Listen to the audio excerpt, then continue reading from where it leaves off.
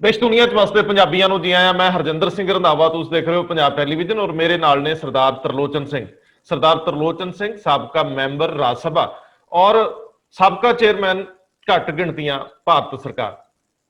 दोस्तों कई बारी अतीत और बीत गया वक्त तुहानू घेरा पा के खलो जाता है।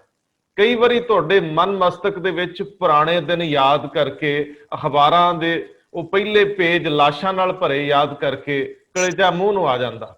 बंद पे दरवाजे जिन्हां वल कदे कोई नहीं हुण झाकदा, वो कहानी कहंदे आ कि इत्थे की वापरदा रहा।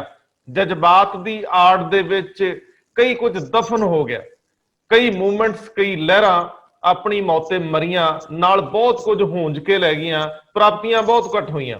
सरदार तरलोचन सिंह अज साडे नाल ने। अज एक फिर फेक एनकाउंटर दे विच समेध सिंह सैनी कटहरे च अदालती प्रक्रिया चल रही है, सुर्खियां बन रही हैं। लेकिन वो काला दौर जदों इन्हां इहो जिहियां सुर्खियां दी कोई अहमियत नहीं सी, हड़ आया पिया सी। सो सरदार तरलोचन सिंह पार्लीमेंट दे विच इन्हां मसलियां ते आवाज उठाउंदे रहे। मेरे कोल एक क्लिप सी जिहदे विच मैं इन्हां नूं बोलदिआं सुणदा है कि जिन्हां दा कोई कसूर नहीं सी वो मारते, कदे उन्हां नूं कुदरती इंसाफ मिले वखरी गल आ। साडा संविधानक हक जिहड़ा मौलिक अधिकार बंदे दे उहदे तहत इन्हां नूं इंसाफ नहीं मिलिया। सरदार साहब समेध सैनी ने एक बारी बहुत बीतिया काला दौर याद कराता है कि किन्ने घरां दे चिराग जिन्हां ने अगे खिड़ना सी, वधना फुलना सी, इस करप्ट सिस्टम दी भेंट हो गए। ये लच्चर व्यवस्था ने सानू किसे जोगा नहीं छड्डिया। वाहिगुरू जी का खालसा, वाहिगुरू जी की फतेह। रंधावा साहब, साडी बड़ी बदकिस्मती है कि साडी कौम सेंटीमेंटल जी। ਅਸੀਂ वक्ती गल आती है तो उससे जकारे बोल किरपाना कट जलूस कट टुट पैंदे जी। भुल जाते हैं कि जिहड़ा इमीजिएट पिछोकड़ है जिहदे ते सारा पंथ कद दी लड़ाई लड़ रहा है, उहदे च किहड़ी गल है जिहड़ी असीं अज तक अचीव कीती ते किहड़ी असीं उसदे पिछे लग के कोई कौम दे सामने पेश कीता। रंधावा जी 84 दा दौर जी असीं याद करते हैं दो गल्लां च। एक ते असीं करदे हां कि दरबार साहब ते फौज दा हमला, दूजा कहने दिल्ली च कतलेआम। लेकिन जिहड़ा इहदे विचकार बीतिया 40,000 सिख मरिया, मैं पार्लीमेंट च फिगर अनाउंस की, उहदे च फेक एनकाउंटर। देखो पुलिस मुकाबले च लोग बड़े मरते हैं, ये दुनिया दी अज दी शुरू चलते हैं, लेकिन जिहड़ा एनकाउंटर फेक होवे, जिहड़ा पुलिस जान बुझ के बंदे नूं पहला अपने थाने में कुट कुट के अधमोआ करके फिर बाहर जाके शो करे कि जी जीप चो दौड़ रहा सी, उन्हें पुलिस वाले की बंदूक खोली ਤੇ ਉਹਨੂੰ ਮਾਰ ਕੇ ਇਹ ਝੂਠਾ ਬਣਾਉਂਦੇ ਆ। ਰੰਧਾਵਾ ਜੀ ਇਹ ਏਡਾ ਵੱਡਾ ਸਾਕਾ ਹੈ ਜਿਹਦੇ ਚ ਮੈਂ ਸਮਝਦਾ ਸਾਡੀ ਕੌਮ ਫੇਲ ਹੋਈ। ਕਿਉਂ ਫੇਲ ਹੋਈ? 84 ਦਾ ਸਾਕਾ ਹੈ। ਉਦੋਂ ਬਾਅਦ 3 ਵਾਰੀ ਸਾਡੀ ਸਰਕਾਰ ਆਈ, ਉਹੀ ਪੁਲਿਸ ਅਫਸਰ ਜਿਨ੍ਹਾਂ ਨੇ ਇਹ ਫੇਕ ਐਨਕਾਊਂਟਰ ਕੀਤੇ। ਰੰਧਾਵਾ ਜੀ ਤੁਸੀਂ ਪੜ੍ਹੇ ਲਿਖੇ ਅੱਜ ਵੱਡੇ ਟਾਪ ਦੇ ਜਰਨਲਿਸਟ ਹੋ, ਜਿਹੜਾ ਐਨਕਾਊਂਟਰ ਹੁੰਦਾ ਨਾ ਉਹਦੀ ਥਾਣੇ ਰਿਪੋਰਟ ਲਿਖਣੀ ਪੈਂਦੀ ਹੈ। ਇਹ ਬਿਨਾਂ ਐਨਕਾਊਂਟਰ ਦੀ ਫਾਈਲ ਕੰਪਲੀਟ ਨਹੀਂ ਹੁੰਦੀ। ਇੱਕ ਗੱਲ ਹੋਰ ਸੁਣ ਲਓ, ਜਦੋਂ ਐਨਕਾਊਂਟਰ ਹੁੰਦੇ ਸੀ ਨਾ, ਰਬੈਰੋ ਸੀ ਉਦੋਂ ਪਹਿਲਾਂ, ਫਿਰ KPS ਗਿੱਲ, ਇਹਨਾਂ ਨੇ ਇੱਕ ਇਨਾਮ ਰੱਖਿਆ ਸੀ ਕਿ ਜਿਹੜਾ ਖਾੜਕੂ ਨੂੰ ਮਾਰੇਗਾ ਉਹਨੂੰ ਇਨਾਮ ਦੇਾਂਗੇ। ਤੇ ਪੁਲਿਸ ਵਾਲੇ ਇਨਾਮ ਲੈਣ ਲਈ ਰੋਜ਼ ਫੇਕ ਐਨਕਾਊਂਟਰ ਕਰਦੇ, ਉਹਨਾਂ ਨੂੰ ਇਨਾਮ ਮਿਲੇ। ਉਹਨਾਂ ਇਨਾਮਾਂ ਦੀ ਲਿਸਟ ਸਾਡੀ ਪੁਲਿਸ ਦੇ ਖਾਤੇ 'ਚ ਦਰਜ ਹੈ ਕਿ ਕਿਹੜੇ ਕਿਹੜੇ ਥਾਣੇਦਾਰ ਨੂੰ, ਕਿਹੜੇ ਕਿਹੜੇ SP ਨੂੰ ਕਿਤਨੇ ਇਨਾਮ ਮਿਲੇ। ਅਸੀਂ ਉਹ ਵੀ ਨਹੀਂ ਲੱਭ ਸਕੇ ਆਪਣੇ ਰਾਜ ਵੀ ਕਿਹੜੇ ਝੂਠੇ ਕੇਸ ਕਰਕੇ ਪੁਲਿਸ ਅਫਸਰਾਂ ਨੇ ਇਨਾਮ ਲਏ। जिन्हों ने नाम लिया वो साडे बड़े फिर खास अकाली सरकार वक्त बड़े अफसर बन गए। समेध सैनी तुहाडे सामने है, जिन्हों असीं वेखो समेध सैनी एलिजड है। जब तक कोर्ट किसी नूं अक्यूज डिकलेयर ना करे असीं इहनूं एलिजड कहने हैं। अज वा केस चल रहा, इहदे आउण नाल एक मुल्तानी दी दाद दिओ। एक मुल्तानी ने अपने पुत्र वास्ते एक केस लड़िया ते अज उसका केस का रिजल्ट है। मैं तो पंजाब सरकार का भी धन्यवाद देना कि पंजाब पुलिस ने अपने XDG के खिलाफ अज ये केस खोलिया, उन्होंने हिम्मत है। लेकिन मैं तुहानूं याद करना चाहता दो गल्लां, भुलिओ ना। एक बड़ा फेक एनकाउंटर होया सन 2003 में गुजरात। मोदी साहब सीगे चीफ मिनिस्टर, उदों बनजारा उत्थे सी DIG। उन्होंने एक इस्मत नाम की लड़की नूं टैरिस्ट डिक्लेयर करके ये मोदी साहब नूं मारन आ रही है, तो उत्थे उत्थे सड़क के उपर एनकाउंटर होया, उसकी डेथ हो गई। रंधावा साहब वो एनकाउंटर सारे इंडिया च गूंजिया, सुप्रीम कोर्ट तक 2 बारी गया। वो DIG दे समेत 6 अफसर अरेस्ट हुए, 6 साल केस चलिया। उस तो बाद फिर सुप्रीम कोर्ट केस आया, ਔਰ ਉਹ ਕੇਸ ਦੁਨੀਆ ਭਰ 'ਚ ਇੱਕ ਇਨਕਾਊਂਟਰ, ਇੱਕ ਮਰਨ ਨਾਲ ਸਾਰੀ ਜੁਡੀਸ਼ਰੀ ਹਿਲ ਗਈ। ਸਾਡੇ ਕਿੰਨੇ ਹਜ਼ਾਰ ਇਨਕਾਊਂਟਰ ਹੈ ਅੱਜ ਤੱਕ ਪਤਾ ਹੀ ਨਹੀਂ। ਮੈਂ ਪਾਰਲੀਮੈਂਟ 'ਚ ਬੋਲਿਆ, ਮੈਂ ਉਦੋਂ ਇਹ ਕਿਹਾ, ਮੈਂ ਕਿਹਾ ਅੱਜ ਇਹ ਇੱਕ ਗੁਜਰਾਤ ਦੇ ਐਨਕਾਊਂਟਰ ਤੇ ਸਾਰਾ ਮੁਲਕ ਖੜਾ ਹੈ, ਸਾਨੂੰ ਵੀ ਯਾਦ ਕਰੋ, ਸਾਡੇ ਬੇਗੁਨਾਹ ਮੁੰਡੇ ਮਰੇ। ਇੱਕ ਰੰਧਾਵਾ ਜੀ ਅਕਾਲ ਤਖਤ ਦੇ ਜਥੇਦਾਰ ਹੁੰਦੇ ਸਨ, ਕੌਂਕੇ ਸਾਹਿਬ।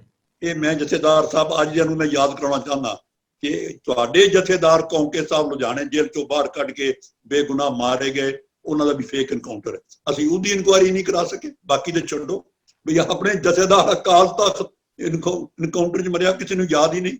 ਰੰਧਾਵਾ ਜੀ ਪਿਛਲੇ ਮਹੀਨੇ ਖਬਰ ਛਪੀ ਹੈ ਕਿ ਇਲਾਹਾਬਾਦ ਹਾਈ ਕੋਰਟ यूपी ਨੇ ਪੀਲੀਭੀਤ ਦੇ ਕੋਲ 12 ਸਿੱਖ ਮਾਰੇ ਗਏ, ਫੇਕ ਇਨਕਾਊਂਟਰ, ਕਿ ਉਹ ਕੇਸ ਚੱਲੇ ਨੂੰ 10 ਸਾਲ ਚੱਲੇ, 12 ਸਾਲ। ਉਹ ਵਿਚਾਰੀ ਫੈਮਿਲੀ ਲੜੀ, ਅਕਾਲੀ ਦਲ ਨਹੀਂ ਲੜਿਆ, ਨਾ ਸ਼੍ਰੋਮਣੀ ਕਮੇਟੀ ਲੜੀ, ਉਹ ਗਰੀਬਾਂ ਨੇ ਅਖੀਰ ਕੇਸ ਜਿੱਤਿਆ, ਪ੍ਰੂਵ ਹੋ ਗਿਆ ਉਹ ਫੇਕ ਇਨਕਾਊਂਟਰ ਹੈ।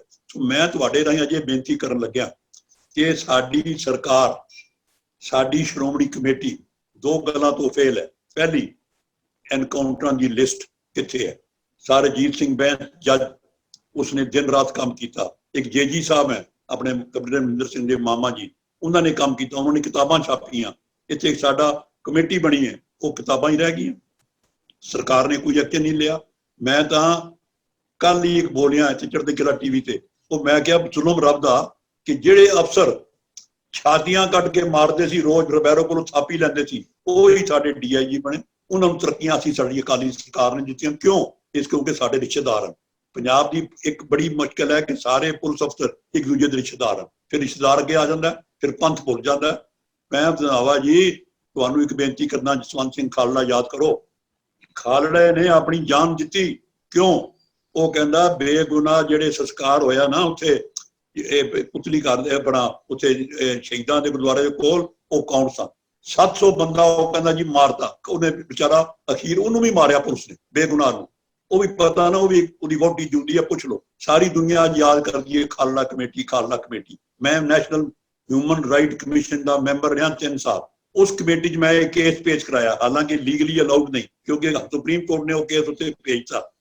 ਤੇ ਮੈਂ ਉਸ ਕੇਸ ਨੂੰ, ਮੇਰੀ ਇੱਕ ਮੈਂ ਸਮਝਾਂ ਕਿ ਇਹ ਰੱਬ ਦੀ ਮੈਨੂੰ ਸ਼ਕਤੀ ਦਿੱਤੀ ਹੈ ਕਿ ਅਖੀਰ ਹਿਊਮਨ ਰਾਈਟ ਕਮਿਸ਼ਨ ਨੇ ਉਹਦੀ ਇਨਕੁਆਇਰੀ ਕਰਾਈ। ਇਹ ਪ੍ਰੂਵ ਹੋਇਆ ਕਿ 700 ਬੰਦਿਆਂ ਨੂੰ ਕੰਪਨਸੇਸ਼ਨ ਮਿਲੀ ਵੀ ਉਹ ਬੇਗੁਨਾਹ ਮਾਰੇ ਗਏ। ਇਹ ਇਤਨਾ ਕੁਝ ਅਵੇਲੇਬਲ ਹੈ, ਅਸੀਂ ਸੁੱਤੇ ਹਾਂ। ਮੈਂ ਸਮਝਣਾ ਕਿ ਨਾ ਤੁਹਾਡਾ ਨਾ ਮੇਰਾ ਜ਼ਾਤੀ ਕੇਸ ਹੈ, ਕੋਈ ਕੇਸ ਕੌਮ ਦਾ।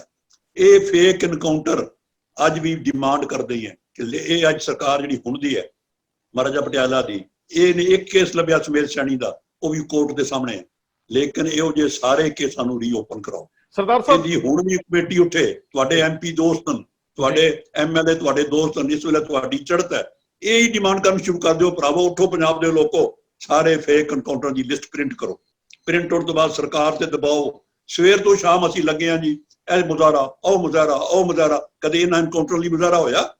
ਕਦੇ ਕਿਸੇ ਨੇ ਕਿਹਾ ਵੀ ਅੱਛਾ ਉਹ ਗਰੀਬ ਜਿਹਨਾਂ ਦੇ ਬੱਚੇ ਮਰੇ ਉਹ ਰੋ ਰਹੇ, ਘਰਾਂ 'ਚ ਬੈਠੇ, ਉਹ ਕਹਿੰਦੇ ਸਾਨੂੰ ਕੀ ਮਿਲਿਆ? ਪਹਿਲਾਂ ਧਰਮ ਫੌਜੀ ਰਹੇ, ਉਹ ਫੌਜੀ ਵਿਚਾਰੇ ਜਿਹੜੇ 700-800 ਕੌਮ ਵਾਸਤੇ ਸ਼ਹੀਦ ਹੋ ਗਏ, ਨੌਕਰੀ ਛੱਡ ਆਏ, ਉਹ ਰੁਲ ਰਹੇ ਆ। ਹੁਣ ਇਹ ਫੇਕ ਵਾਲੇ ਰੁਲ ਰਹੇ ਆ। ਅਖੀਰ ਕੌਮ ਕਿੱਥੇ ਖੜੀ ਹੈ? ਜਥੇਦਾਰ ਅਕਾਲ ਤਖਤ ਸਾਹਿਬ ਬਹੁਤ ਐਕਟਿਵ ਹੈ, ਬਹੁਤ ਐਕਟਿਵ ਹੈ। ਪਰ ਇਹ ਜਿਹੜੀ ਕੌਮ ਦੀਆਂ ਅਸਲ ਮੰਗਾਂ ਹੈ, ਮੈਂ ਕਹਿੰਦਾ ਤੁਸੀਂ ਕਈ ਵਾਰ ਮੈਨੂੰ ਪੁੱਛਿਆ ਸੀ ਪਿਛਲੀ ਵਾਰੀ ਕਿ ਸਾਡੀ ਡਿਮਾਂਡ ਕੀ ਹੈ? ਸਿੱਖ ਕੌਮ ਦੀ ਕਿਹੜੀ ਡਿਮਾਂਡ? ਉਹ ਡਿਮਾਂਡ ਇਹ ਹੈ ਕਿ ਸਾਡੇ ਬੇਗੁਨਾਹ ਮਰਿਆਂ ਦੀ ਐਟਲੀਸਟ ਉਹਨਾਂ ਦੀ ਆਤਮਕ ਸ਼ਾਂਤੀ ਲਈ ਪ੍ਰੂਫ ਤੇ ਕਰੋ ਕਿ ਇਸ ਪੁਲਿਸ ਅਫਸਰ ਨੇ ਗਲਤ ਕੰਮ ਕੀਤਾ। ਮੈਂ ਤਾਂ ਇਹ ਤੁਹਾਡੇ ਰਾਹੀਂ ਅੱਜ, ਕਿਉਂਕਿ ਤੁਸੀਂ ਖੋਲਿਆ ਸਬਜੈਕਟ, ਇਸ ਦੀ ਹੋਰ ਵੱਧ ਤੋਂ ਵੱਧ ਕਰਾਓ। ਤੁਸੀਂ ਵੀ ਲਿਆਓ ਸਾਬਕ ਪੁਲਿਸ ਅਫਸਰ, ਤੁਹਾਡੇ ਬੜੇ ਅੱਛੇ ਹੁੰਦੇ ਜਿਹੜੇ ਦੱਸਣ ਹਾਂਜੀ ਕੀ ਹੋਇਆ। ਹੁਣ ਵੀ ਪੈਦਾ ਮਾਫ ਗਵਾਹ ਬਣੇ ਨਾ 3 ਪੁਲਿਸ ਵਾਲੇ। ਸੈਣੀ ਦੇ ਕੇਸ ਕਿਉਂ ਉੱਠਿਆ ਕਿ 3 ਪੁਲਿਸ ਵਾਲਿਆਂ ਦੀ ਆਤਮਾ ਜਾਗੀ, ਹਾਂ ਵੀ ਅਸੀਂ ਤਸ਼ੱਦਦ ਕੀਤਾ, ਤੇ ਅੱਜ ਉਹੀ ਗਵਾਹ ਉਹਨਾਂ ਕਰਕੇ ਹੋ ਰਿਹਾ। ਇਹ ਜੇ ਤੁਹਾਨੂੰ ਹਜ਼ਾਰਾਂ ਗਵਾਹ ਮਿਲ ਜਾਣਗੇ। ਸਰਦਾਰ ਸਾਹਿਬ ਤੁਸੀਂ 700 ਕੇਸਿਸ ਦੀ ਗੱਲ ਕੀਤੀ ਹੈ ਜਿਨ੍ਹਾਂ ਨੂੰ ਤੁਸੀਂ ਰਾਹਤ ਦਵਾਈ ਹੈ। ਹਿਊਮਨ ਰਾਈਟਸ ਕਮਿਸ਼ਨ ਇੱਕ ਵੱਡਾ ਮੰਚ ਹੈ, ਲੇਕਿਨ ਉਹ ਰਾਹਤ ਮਿਲੀ ਹੋਊਗੀ, ਕੁਝ ਲੱਖ ਰੁਪਈਆ ਮਿਲ ਗਿਆ ਹੋਊਗਾ, ਲੇਕਿਨ ਜਿਨ੍ਹਾਂ ਨੇ ਉਹ ਕ੍ਰਾਈਮ ਕੀਤਾ, ਜਿਨ੍ਹਾਂ ਨੇ ਉਹ ਕਤਲ ਕੀਤੇ ਨੇ, ਉਹ ਤਾਂ ਹਿਊਮਨ ਰਾਈਟਸ ਉਹਦੇ ਸੰਬੰਧੀ ਕੋਈ ਡਾਇਰੈਕਸ਼ਨ ਦੇ ਸਕਿਆ ਕਿ ਨਹੀਂ ਦੇ ਸਕਿਆ? ਇਹ ਵੱਡਾ ਸਵਾਲ ਹੈ। ਇਨਸਾਫ ਜੀ ਰੰਧਾਵਾ ਜੀ ਤਾਂ ਨਹੀਂ ਦੇ ਸਕਿਆ। ਮੈਂ ਪਹਿਲਾਂ ਕਿਹਾ ਹਿਊਮਨ ਰਾਈਟ ਕਮਿਸ਼ਨ ਉਹ ਕੇਸ ਲੈਂਦਾ ਜਿਹੜਾ ਜਦੋਂ ਹਿਊਮਨ ਰਾਈਟ ਕਮਿਸ਼ਨ ਬਣਿਆ 92 'ਚ, ਉਹ ਕਹਿੰਦੇ 92 ਤੋਂ ਪਹਿਲੇ ਸਾਰੇ ਕੇਸ ਅਸੀਂ ਟੇਕ ਅਪ ਨਹੀਂ ਕਰ ਸਕਦੇ। ਸੋ ਇਹ ਇੱਕੋ ਕੇਸ ਹੈ history of human right commission, ਜਿਹਨੂੰ ਐਟਲੀਸਟ ਉਹਨਾਂ ਨੇ ਕਿਹਾ ਅਸੀਂ ਇਨਕੁਆਇਰੀ ਕਰਦੇ ਹਾਂ। ਉਹਨਾਂ ਨੇ ਇਨਕੁਆਇਰੀ ਕਰਕੇ ਰਿਪੋਰਟ ਗਵਰਨਮੈਂਟ ਨੂੰ ਭੇਜਤੀ। ਉਹਨਾਂ ਨੇ ਇਹ ਨਹੀਂ ਇਨਕੁਆਇਰੀ ਕੀਤੀ ਕਿ ਮਾਰੇ ਕਿੰਨੇ ਆ, ਉਹਨੇ ਸਿਰਫ ਆਇਡੈਂਟੀਫਾਈ ਕਰਤੇ ਕਿ ਇਤਨੇ 100 ਬੰਦਾ ਇੱਥੇ ਸੰਸਕਾਰ ਹੋਇਆ, ਇਹ ਬੰਦੇ ਮਰੇ। ਸੋ ਉਹ ਪ੍ਰੂਵ ਕਰਦਾ ਕਿ ਇਹ ਬੰਦੇ ਇੱਥੇ ਸੰਸਕਾਰ ਹੋਇਆ, ਇਹ ਲਾਪਤਾ ਹੋ ਕੇ ਡਿਕਲੇਅਰ ਕੀਤੇ ਗਏ, ਉਹਨਾਂ ਨੂੰ ਕੰਪਨਸੇਸ਼ਨ ਦਵਾਤੀ, ਲੇਕਿਨ ਮੁਲਜ਼ਮ ਕੌਣ ਹੈ ਉੱਥੇ ਹਿਊਮਨ ਰਾਈਟ ਕਮਿਸ਼ਨ ਨੇ ਟੇਕ ਅਪ ਨਹੀਂ ਕੀਤਾ। ਸਰਦਾਰ ਸਾਹਿਬ, ਇਹ ਇੱਕ ਛੋਟਾ ਮਸਲਾ ਨਹੀਂ, ਅਸੀਂ ਕਈ ਵਾਰੀ ਮਹਿਸੂਸ ਕਰਦੇ ਹਾਂ ਕਿ ਜੋ ਇੱਕ ਵਾਰੀ ਵਾਪਰ ਜਾਂਦਾ, ਮੁੜ ਕੇ ਜੇਕਰ ਉਹਦੇ 'ਚ ਇਨਸਾਫ ਨਹੀਂ ਹੁੰਦਾ ਤੇ ਉਹਦੇ ਦੁਬਾਰਾ ਵਾਪਰਨ ਦੀਆਂ ਸੰਭਾਵਨਾਵਾਂ ਬਹੁਤ ਆ।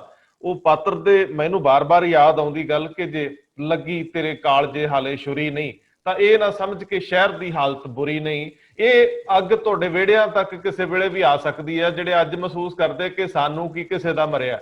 ਲੇਕਿਨ ਸਰਦਾਰ ਜੀ, ਸਾਡੇ ਇਸ ਸਿਸਟਮ ਦੀ, ਖਾਸ ਤੌਰ ਤੇ ਪੰਜਾਬ ਦਾ ਜਿਹੜਾ ਪੋਲੀਟੀਕਲ ਦ੍ਰਿਸ਼ ਆ, ਸੈਟਅਪ ਆ, ਇਹਦੇ ਵਿੱਚ ਕੋਈ ਵਿਧੀਵਤ ਜ਼ਿੰਮੇਵਾਰੀ ਲੈਣ ਨੂੰ ਤਿਆਰ ਨਹੀਂ।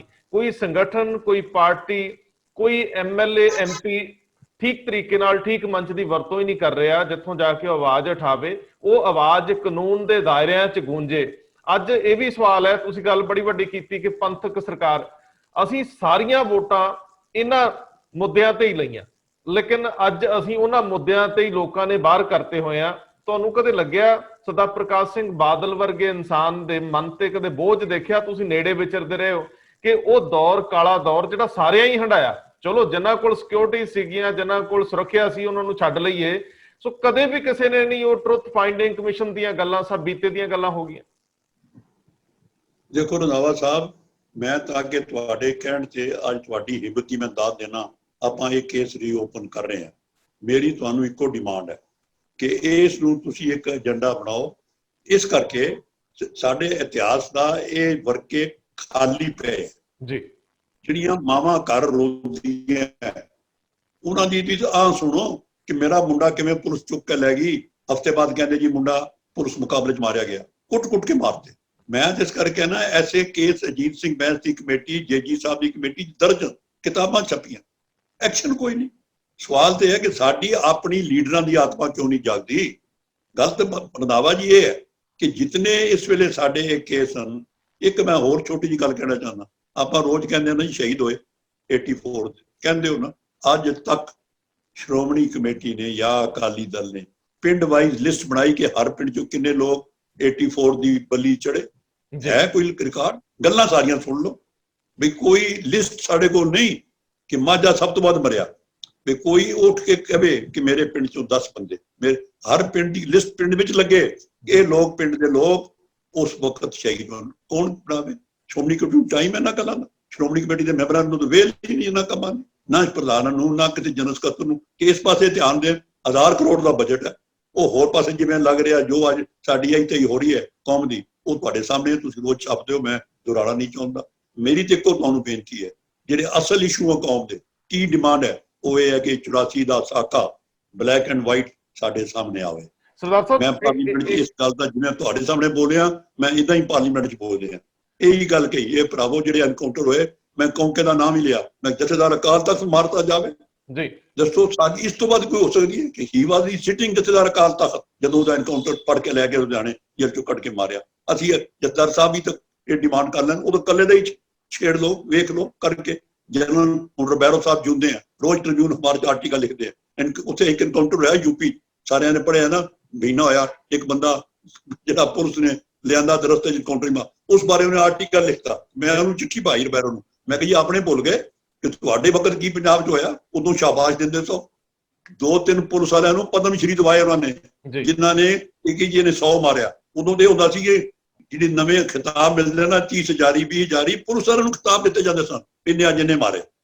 ਸੋ ਮਰਨ ਦੀ ਲਿਸਟ 'ਚ ਬਹਾਦਰੀ, ਬੇਗੁਨਾਹ ਮਰਨ ਦੀ, ਸੱਚੇ ਮਰਨ ਕੋਈ ਹਰਜ ਨਹੀਂ। ਜਿਹੜੇ ਠੀਕ ਹਨ ਪੁਲਿਸ ਉਹ ਠੀਕ, ਜਿਹੜੇ ਬਦਮਾਸ਼ਾਂ ਨੂੰ ਮਾਰੋ, ਪਰ ਬੇਗੁਨਾਹ ਕਿੰਨੇ ਬੇਗੁਨਾਹ ਮਰੇ। ਮੇਰੀ ਤੁਹਾਨੂੰ ਇਹ ਬੇਨਤੀ ਹੈ ਕਿ ਇਸ ਏਜੰਡੇ ਨੂੰ ਤੁਸੀਂ ਅਡਾਪਟ ਕਰੋ। ਸਰਦਾਰ ਸਾਹਿਬ, ਆਖਰੀ ਸਵਾਲ ਹੈ, ਬਹੁਤ ਲੰਬੀ ਨਹੀਂ ਖਿੱਚਾਂਗੇ ਗੱਲ ਨੂੰ। ਜਥੇਦਾਰ ਸ਼੍ਰੀ ਅਕਾਲ ਤਖਤ ਸਾਹਿਬ ਇੱਕ ਬਹੁਤ ਵੱਡੀ ਹਸਤੀ ਹੈ, ਜਦੋਂ ਵੀ ਕੋਈ ਉਸ ਤਖਤ ਤੇ ਬੈਠਦਾ ਹੈ ਤੇ ਉਹ ਬਹੁਤ, ਉਹਦਾ ਕੱਦ ਅਸਮਾਨ ਜਿੱਡਾ ਹੋ ਜਾਂਦਾ ਹੈ। ਵਿਅਕਤੀਗਤ ਤੌਰ ਤੇ ਉਹ ਕਿਹੋ ਜਿਹਾ ਵੀ ਹੈ ਮੈਟਰ ਨਹੀਂ ਕਰਦਾ। ਵੱਡਾ ਸਵਾਲ ਹੈ ਕਿ ਕੋਈ ਨਿੱਜੀ ਵਿਅਕਤੀਗਤ ਤੌਰ ਤੇ ਇਹਨਾਂ ਕੇਸਾਂ ਨੂੰ ਹੱਥ ਚਲਾਊਗਾ, ਉਹਨੂੰ ਡਰ ਹੁੰਦਾ ਹੈ ਕਿ ਅੱਜ ਵੀ ਜਿਹੜੇ ਪੁਲਿਸ ਅਫਸਰ ਪਾਵਰ 'ਚ ਹੈ ਉਹ ਤੁਹਾਡਾ ਨੁਕਸਾਨ ਕਰ ਦੇਣਗੇ। ਕੋਈ ਸਾਡੇ ਵਰਗਾ ਬੰਦਾ ਉੱਠੂਗਾ, ਉਹਨੂੰ ਰਾਹ ਰਸਤੇ ਦੇ ਵਿੱਚ ਖਪਾ ਦੇਣਾ ਕੋਈ ਵੱਡੀ ਗੱਲ ਨਹੀਂ ਹੁੰਦੀ। ਲੇਕਿਨ ਅਕਾਲ ਤਖਤ ਦੇ ਜਥੇਦਾਰ ਕੋਲ ਸੁਰੱਖਿਆ ਵੀ ਹੈ ਤੇ ਕੌਮ ਦਾ ਸਮਰਥਨ ਵੀ ਹੁੰਦਾ। ਮੈਨੂੰ ਇੰਝ ਲੱਗਦਾ ਹੈ ਕਿ ਜੇਕਰ ਜਿਵੇਂ ਤੁਸੀਂ ਕਿਹਾ ਕਿ ਇਹਨਾਂ ਲੋਕਾਂ ਨੂੰ ਇਨਾਮ ਸਨਮਾਨ ਮਿਲੇ ਬੰਦੇ ਮਾਰਨ ਦੇ, ਜਿਹੜੇ ਨਜਾਇਜ਼ ਮਰੇ, ਜਿਹੜੇ ਜਾਇਜ਼ ਮਰੇ, ਵੱਖਰਾ ਇਸ਼ੂ ਆ, ਲੇਕਿਨ ਜਿਨ੍ਹਾਂ ਨੇ ਇਨਾਮ ਲਏ ਆ ਉਹ ਤਾਂ ਸਰਕਾਰੀ ਰਿਕਾਰਡ 'ਚ ਹੋਣਗੇ, ਸਰਕਾਰੀ ਪੈਸਾ ਗਿਆ ਉਹਨਾਂ ਕੋਲੇ, ਪੁਲਿਸ ਦੇ ਖਾਤਿਆਂ 'ਚੋਂ ਪੈਸਾ ਗਿਆ ਹੋਊਗਾ। ਬਣਦਾ ਤੇ ਇਹ ਹੈ ਕਿ ਜੇ ਅਕਾਲ ਤਖਤ ਦੇ ਜਥੇਦਾਰ 2 ਕਦਮ ਅੱਗੇ ਹੋ ਕੇ ਉਸੇ ਆਧਾਰ ਤੇ ਹੀ ਲਿਸਟਾਂ ਤਿਆਰ ਕਰ ਲੈਣ ਔਰ ਉਹਨਾਂ ਲੋਕਾਂ ਨੂੰ ਅਪਰੋਚ ਕਰ ਲੈਣ, ਪਹੁੰਚ ਕਰ ਲੈਣ, ਤਾਂ ਕਿ ਘੱਟੋ ਘੱਟ ਕਦੇ ਅਗਲੇ 100 ਸਾਲ ਤੱਕ, 50 ਸਾਲ ਤੱਕ ਕੋਈ ਬੇਗੁਨਾਹ ਨਾ ਮਾਰੇ ਜਾਣ। 2 ਤਰੀਕ ਸਹੀ ਹੋ ਰਹੀ ਹੈ, 2 ਤਰੀਕ ਗੋਲੀ ਚੱਲ ਰਹੀ ਹੈ, ਕਿਸੇ ਦਾ ਮਰਨਾ ਵੱਖਰੀ ਗੱਲ। ਇੱਕ ਮੈਂ ਤੁਹਾਨੂੰ ਇੱਕ ਬੇਨਤੀ ਹੋਰ ਕਰਦਾ, ਜਥੇਦਾਰ ਅਕਾਲ ਤਖਤ ਸਾਹਿਬ ਨੂੰ ਤੁਹਾਡੀ ਜ਼ਿਆਦਾ ਅਪਰੋਚ ਹੈ, ਮੈਂ ਤੇ ਇੱਕ ਨਿਮਾਣਾ ਸਿੱਖ ਹਾਂ। ਜਥੇਦਾਰ ਸਾਹਿਬ ਇੱਕ ਕੰਮ ਕਰ ਦਿਓ, ਇਹ ਜਿਹੜੇ ਪੁਲਿਸ ਅਫਸਰ ਨੇ ਜਿਨ੍ਹਾਂ ਨੇ ਝੂਠੇ ਮਾਰੇ ਉਹ ਸਾਰੇ 90% ਜੁੰਦੇ ਹੈ, ਰਿਟਾਇਰਡ ਬੈਠੇ ਆ ਘਰਾਂ। ਕਮ ਸੇ ਕਮ ਜਦੋਂ ਫੇਕ ਐਨਕਾਊਂਟਰ ਲਿਸਟ ਆਵੇ ਇਹਨਾਂ ਸਾਰੇ ਪੁਲਿਸਾਂ ਨੂੰ ਕਹੋ ਅਕਾਲ ਤਖਤ ਤੇ ਪੇਸ਼ ਹੋ ਕੇ ਮਾਫੀ ਮੰਗੋ। ਜਿਵੇਂ ਅੱਜ ਇਹ 4 ਮਈ ਦੇ ਬਾਪ ਬਣੇ ਨਾ ਸੈਣੀ ਦੇ ਖਿਲਾਫ, ਇਹ ਸਾਰੇ ਆ ਕੇ ਨੇ ਅਕਾਲ ਤਖਤ ਤੇ ਕਿ ਮੌਕੇ ਦਾ ਵਕਤ ਸੀ, ਅਸੀਂ ਸਾਡੇ ਹੱਥੋਂ ਇਹ ਕਤਲ ਹੋਏ, ਮਾਰੇ ਗਏ, ਅੱਜ ਅਸੀਂ ਅੱਗ ਪਏ। ਇਹ ਉਹਨਾਂ ਦੀ ਆਤਮਾ ਤੋਂ ਜਗਾਓ। ਉਹ ਪੁਲਿਸ ਅਫਸਰ ਜਿਨ੍ਹਾਂ ਨੇ ਮਾਰੇ ਉਹ ਪੰਜਾਬ 'ਚ ਬਹੁਤ ਹਨ, ਉਹ ਆਉਣ ਅਕਾਲ ਤਖਤ ਖੜੇ ਹੋਣ, ਕਿਆ ਦੁਨੀਆ 'ਚ ਪਤਾ ਲੱਗੇ ਇਹ ਮਾਫੀ ਮੰਗਣਾ ਹੈ। ਇਹ ਹੀ ਕਰਾ ਦੇਣ। ਅਸੀਂ ਸਜ਼ਾ ਤਾਂ ਦੇ ਨਹੀਂ ਸਕਦੇ ਕਿਸੇ ਨੂੰ, ਕਮ ਸੇ ਕਮ ਉਹ ਆ ਕੇ ਮਾਫੀ ਮੰਗਣ, ਆ ਕਹਿਣ। ਮੈਂ ਤੇ ਇਹ ਵੀ ਕਿਹਾ ਸੀ ਕਿ ਜਿਹੜੇ ਫੌਜੀਆਂ ਨੇ ਇਨਾਮ ਲਏ, ਮੈਂ ਪਾਰਲੀਮੈਂਟ 'ਚ ਬੋਲਿਆ, ਇਹ ਰਿਕਾਰਡ ਤੇ ਹੈ, ਜਿਨ੍ਹਾਂ ਫੌਜੀਆਂ ਨੇ ਅਕਾਲ ਤਖਤ ਤੇ ਹਮਲਾ ਕੀਤਾ ਉਹਨਾਂ ਨੂੰ ਭਾਰਤ ਸਰਕਾਰ ਨੇ ਸਨਮਾਨ ਦਿੱਤਾ। ਉਹ ਮੈਂ ਕਿਹਾ ਸ਼ਰਮ ਹੋਣੀ ਚਾਹੀਦੀ ਹੈ ਅਕਾਲ ਤਖਤ ਦੇ ਹਮਲੇ ਦਾ। ਉਹਨਾਂ ਨੂੰ ਮੈਂ ਕਿਹਾ ਉਹਨਾਂ ਨੇ ਸਨਮਾਨ ਵਾਪਸ ਲਓ। ਦੇਖੋ ਮੈਂ ਤਾਂ ਉੱਥੇ ਤੋਂ, ਮੈਂ ਤਾਂ ਗੁਰੂ ਦੀ ਕਿਰਪਾ ਨਾਲ ਇਹ ਗੱਲਾਂ ਜੋ ਅੱਜ ਤੁਹਾਨੂੰ ਕਹਿ ਰਿਹਾ ਇਦਾਂ ਹੀ ਪਾਰਲੀਮੈਂਟ 'ਚ ਬੋਲ, ਮੈਂ ਆਵਾਜ਼ ਉਠਾਈ ਹੈ। ਔਰ ਗੁਰੂ ਦੀ ਕਿਰਪਾ ਹੋਵੇ, ਸੱਚਾ ਪਾਤਸ਼ਾਹ ਸੱਚਾਈ ਸੱਚ ਬੋਲਣ ਦੀ ਸ਼ਕਤੀ ਦੇ। ਸਰਦਾਰ ਸਾਹਿਬ ਬਹੁਤ ਧੰਨਵਾਦ, ਤੁਸੀਂ ਰਿਬੈਰੋ ਵਰਗੇ ਬੰਦੇ ਨੂੰ ਚਿੱਠੀ ਲਿਖ ਕੇ ਯਾਦ ਕਰਾਇਆ ਹੈ। ਇਹ ਵੀ ਇੱਕ ਤਰ੍ਹਾਂ ਨਾਲ ਗੁਰੂ ਸਾਹਿਬ ਦੇ ਉਸ ਪਰੰਪਰਾ ਦਾ ਹਿੱਸਾ ਜੇ ਜਫਰਨਾਮੇ 'ਚ ਉਹਨਾਂ ਨੇ ਗੱਲ ਕੀਤੀ ਸੀਗੀ। ਅੱਜ ਬਹੁਤ ਜ਼ਰੂਰੀ ਹੈ ਕਿ ਸਾਡੇ ਮੈਂਬਰ ਪਾਰਲੀਮੈਂਟ ਤੇ ਬਾਕੀ ਲੋਕ ਤੁਹਾਡੇ ਵਰਗੇ ਜਿਹੜੇ ਅਹੁਦੇ ਜਿਨ੍ਹਾਂ ਨੇ ਹੰਡਾਏ ਜਾਂ ਹੰਡਾ ਰਹੇ ਆ ਉਹ ਵੀ ਅੱਗੇ ਵਧਣ। ਤੁਹਾਡਾ ਧੰਨਵਾਦ, ਤੁਸੀਂ ਸਾਡੇ ਨਾਲ ਰਹਿੰਦੇ ਹੋ। ਅੱਜ ਥੋੜੀ ਇੰਟਰਨੈਟ ਦੀ ਸਮੱਸਿਆ ਮੈਨੂੰ ਲੱਗਦੀ ਰਹੀ ਹੈ, ਵੀਡੀਓ ਕਿਤੇ ਕਿਤੇ ਇੰਟਰਪਟ ਹੁੰਦੀ ਰਹੀ ਹੈ, ਇਹਦੇ ਲਈ ਮਾਫੀ ਚਾਹੁੰਦੇ ਆ ਜੀ। ਬਹੁਤ ਮਿਹਰਬਾਨੀ। ਵਾਹਿਗੁਰੂ ਜੀ ਕਾ ਖਾਲਸਾ, ਵਾਹਿਗੁਰੂ ਜੀ ਕੀ ਫਤਿਹ।